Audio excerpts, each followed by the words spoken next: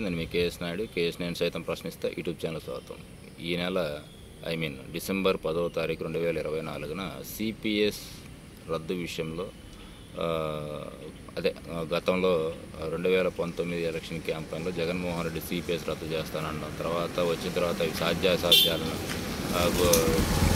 చూసిన తర్వాత సిపిఎస్ కాదు జీపీఎస్ అనేది తేవడం జరిగింది. సరే, దాని మీద కొంతమంది సరే అంటారు, కొంతమంది కాదని అంటారు. కాబట్టి ఏది ఏమైనా ఆ హామీని మాత్రం ఆలోచన లేకుండా చేయడం అనేది కరెక్ట్ కాదు. సో దాన్ని ఈ ప్రభుత్వం కూడా దానికంటే బెటర్మెంట్ చేస్తా అని చెప్పి హామీ ఇచ్చింది. కానీ ఇంతవరకు అలాంటి ఆలోచన లేదు. కాబట్టి దీని మీద సిపిఎస్ రద్దుకు సంబంధించినటువంటి అన్ని ఉపాధ్యాయ సంఘాలు ఉద్యోగులు, అన్ని రకాలైనటువంటి ఉద్యోగ సంఘాలందరూ కూడా డిసెంబర్ 10వ తారీఖున విజయవాడలో ధర్నా చేయడానికి ప్లాన్ చేస్తున్నారు. సో ఆ ధర్నాకి ఏపీ గ్రామ సచివాలయానికి సంబంధించినటువంటి వాళ్ళు కూడా, ఆ యూనియన్స్ కూడా సపోర్ట్ చేసినట్టుంది. ఒకటైతే చెప్తున్నా, ప్రభుత్వ ఉద్యోగులకి న్యాయపరమైనటువంటి ఏదైతే హక్కు ఉంటుందో అవన్నీ సమకూర్చాల్సిన బాధ్యత ప్రభుత్వాల మీద ఉంటుంది.